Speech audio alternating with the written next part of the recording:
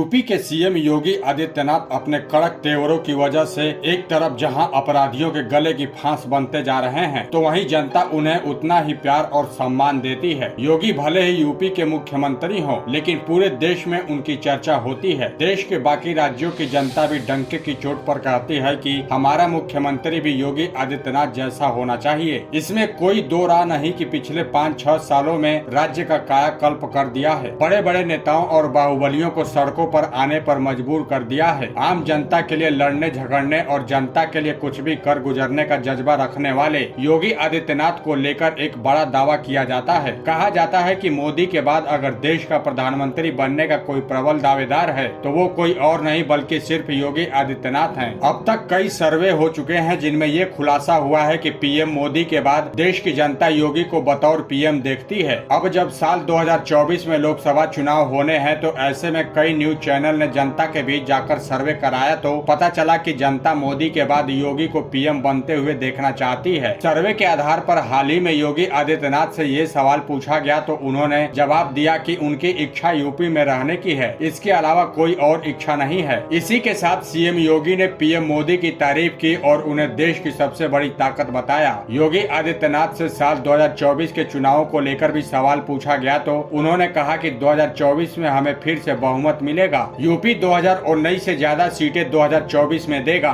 2024 में 100% बीजेपी की सरकार आएगी और 2024 में बीजेपी को 300 से 315 सीटें मिलेंगी। योगी आदित्यनाथ ने सनातन धर्म पर भी बात की और कहा कि सनातन धर्म भारत की आत्मा है, भारत की पहचान है। सनातन धर्म भारत का राष्ट्रीय धर्म है। मानवता के कल्याण का मार्ग सनातन धर्म ही दिखाएगा। सनातन धर्म में मेरा और पराया की सोच नहीं है। योगी आदित्यनाथ ने रामचरितमानस पर चल रहे विवाद पर भी बात की और कहा कि विकास से ध्यान हटाने के लिए ये मामला उठाया गया है। समाज में भ्रामकता फैलाई जा रही है। जो ऐसा कर रहे हैं उनकी असलियत समाज अब समझ चुका है। योगी आदित्यनाथ ने कई मुद्दों पर बात की। उन्होंने यूपी के विकास को लेकर कहा कि यूपी बुलेट ट्रेन की रफ्तार से आगे बढ़ रहा है और हमारा लक्ष्य यूपी का समग्र विकास है। डबल इंजन की सरकार से यूपी आगे बढ़ रहा है। तो देखा आपने कि किस तरह से योगी ने कई मुद्दों पर बात की। साथ ही साथ प्रधानमंत्री बनने के सवाल पर भी जवाब देते हुए कह दिया कि मैं तो सिर्फ यूपी में ही रहने का इच्छुक हूं। अब आप इस खबर पर क्या राय रखते हैं, आप हमें कमेंट करके जरूर बताएं और इस वीडियो को शेयर जरूर करें।